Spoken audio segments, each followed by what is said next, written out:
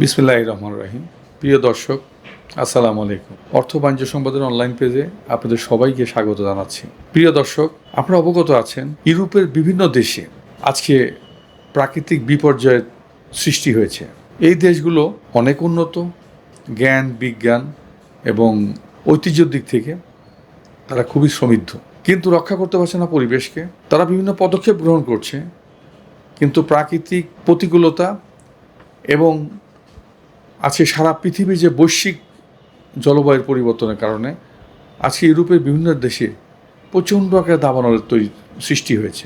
এই দাবানল আজকে শুধু ইউরোপকেই পুরাবে, নাকি আশেপাশের সমস্ত আরও কোনো দেশে এর ব্যাপকতা বাড়বে, সেটা আজকে ভয়ের ব্যাপার। তাই বাংলাদেশের নবনির্বাচিত প্রধানমন্ত্রী জনাব তারেক রহমান যে আজকে পদক্ষেপ নিয়েছেন 5 বছরে 25 কোটি গাছ লাগানো, এটা আপনারা অবহেলায় হেলায় ফেলায় আপনার সময় নষ্ট করবেন না। যদি আপনার সন্তানকে, আপনাকে এবং আপনার ভবিষ্যৎ প্রজন্মকে একটি সুন্দর এবং ভালো পরিবেশে রাখতে চান, তাহলে আপনাকে, আমাকে, আমাদের সবাইকে উদ্যোগ নিতে হবে। দেখেন, একটি সরকার যদি সে উদ্যোগ নেয় এবং সে প্রকল্প নেয়, যে কোনো প্রকল্প হাতে নেয়, তার জন্য কিন্তু রাষ্ট্রীয় প্ল্যান প্রোগ্রাম থাকে, রাষ্ট্রীয় লোকজন নিয়োগ দিতে হয় এবং তার জন্য বাজেট বরাদ্দ করতে হয়। এই জাতীয় প্রোগ্রামের জন্য আমরা যারা সচেতন জনবাসী আছি, জনগণ আছি, আমরা যদি একটু সচেতন হই এবং দেশের প্রতি, জাতির প্রতি কমিটমেন্ট আমাদের থাকে, ভবিষ্যৎ প্রজন্মের প্রতি যদি আমাদের কমিটমেন্ট থাকে, তাহলে আমরাই পারি সরকারের অনেক এই জাতীয় প্রকল্প আমরা নিজে বাস্তবায়ন করতে পারি। আজকে বাংলাদেশে বলা হয় 16 কোটি লোক, আসলে হয়তো এর চেয়ে বেশি, 16 কোটি, 20 কোটি, 22 কোটি মানুষ হতে পারে। এর মধ্যে কত অংশ শিশু? এই শিশুদের বাদ দিয়ে ওই শিশুদের ভবিষ্যৎ চিন্তা করে যে আগামী দিনে এই শিশুরা বড় হবে, তারা দেশ এবং জাতিকে নেতৃত্ব দেবে, তাদেরকে বেড়ে ওঠা একটি সুন্দর পরিবেশ দরকার।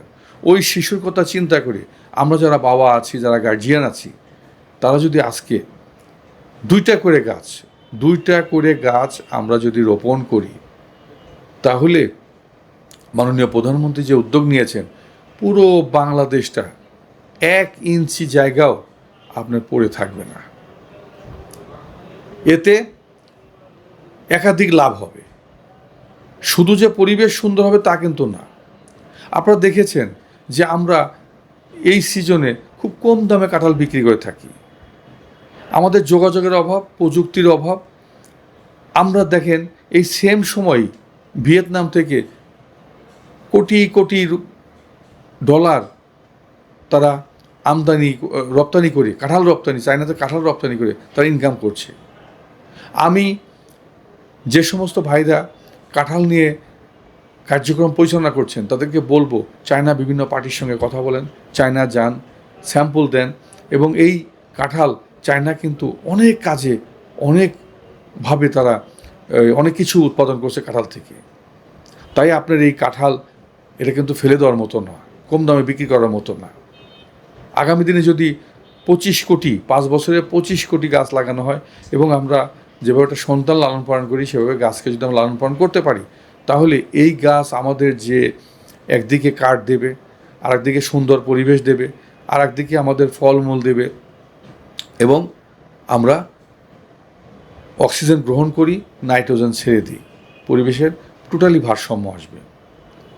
সুতরাং এখনই সময় আপনাকে চিন্তা করতে হবে, আপনি এই বাংলাদেশকে আপনার ভবিষ্যৎ প্রজন্মের জন্য একটি সুন্দর বাংলাদেশ উপহার দিতে চান, নাকি শুধু আমি বেঁচে থেকে এই পৃথিবী ছেড়ে চলে গেলে আমার আর কোনো দায়িত্ব নাই বলে চিন্তা করতে চান। যদি আপনি এই বাংলাদেশকে ভবিষ্যৎ প্রজন্মের জন্য একটি সুন্দর বাংলাদেশ হিসাবে উপহার দিতে চান, তাহলে আজকেই আপনি শুরু করুন। প্রত্যেকে আমাদেরকে অন্তপক্ষে 2টি করে গাছ রোপণ করতে হবে, এবং আগামী 5 বছরের মধ্যে যে 25 কোটি গাছ রোপণের প্রধানমন্ত্রীর সিদ্ধান্ত, সেটা বাস্তবায়ন করতে হবে। পাশাপাশি শুধু রোপণ করলেই হবে না, এই গাছকে একটা সন্তানের মধ্যে পরিচর্যা করে সে যেন বেড়ে উঠতে পারে, সেই ব্যবস্থা আপনাকে করতে হবে।